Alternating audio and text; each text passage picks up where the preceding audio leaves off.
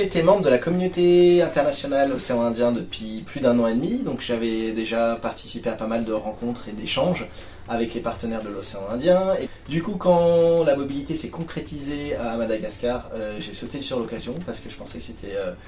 une excellente opportunité pour moi de découvrir déjà d'autres travailleurs sociaux dans d'autres contextes, de partir avec des jeunes, vivre un projet intense et complètement nouveau, et pour eux et pour moi. Et donc voilà, comme je suis plutôt de nature fonceur, j'ai foncé sur l'occasion et franchement j'ai passé 15 jours fabuleux et j'ai des souvenirs pour la vie.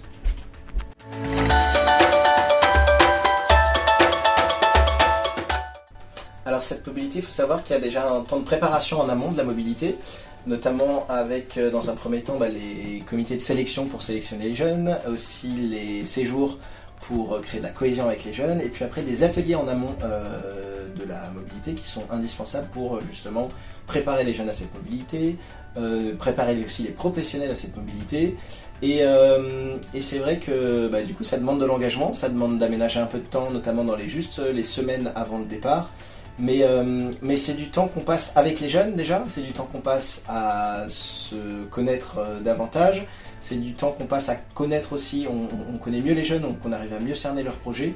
Donc voilà, c'est de l'investissement qu'on met au départ, mais qui est rendu fois 1000 derrière, donc voilà, ça vaut le coup de s'investir sur ce projet-là. En amont de l'événement, et puis après évidemment il y a la mobilité en soi qui dure de 5 à 10 à 15 jours où là il faut avoir de l'énergie et être là sur place pour pouvoir encadrer l'équipe avec les responsables du service international. Et puis après il y a un petit temps de travail aussi derrière pour notamment tout ce qui est les bilans de l'action, connaître par rapport aux objectifs des jeunes, est-ce que ça a été atteint, pas atteint, et puis organiser une superbe cérémonie. D'ailleurs voilà, on a passé une merveilleuse cérémonie avec les jeunes qui ont été vachement touchantes et pour eux et pour nous. Donc voilà, c'est du temps qu'on investit, qu'on ne regrette pas d'investir auprès de ces jeunes-là et auprès d'apprentis d'auto.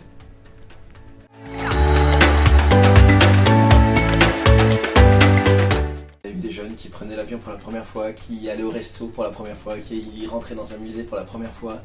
qui changeaient de quartier pour la première fois. Parfois c'est des choses qu'on a tendance à peut-être banaliser, mais pour eux c'est énorme déjà, rien que ça. Et puis après l'ouverture culturelle, alors eux ils ont beaucoup mis l'accent sur ça, on a réussi à pas se mettre derrière nous, mais de nous rendre compte qu'il y a encore des difficultés plus lourdes et plus dures que les nôtres, à relativiser parfois sur les choses. Alors ça veut pas dire qu'il faut qu'ils oublient leurs problèmes et leurs problématiques, mais en tout cas ça permet aux jeunes vraiment de voir leurs problématiques différemment, avec plutôt des solutions que des problèmes en plus. Au niveau de la sociabilité aussi, entre eux, ils ont vachement évolué, parce qu'il y avait des personnalités qui se sentaient moins à l'aise avec la vie de groupe, et finalement ça l'a vachement bien fait.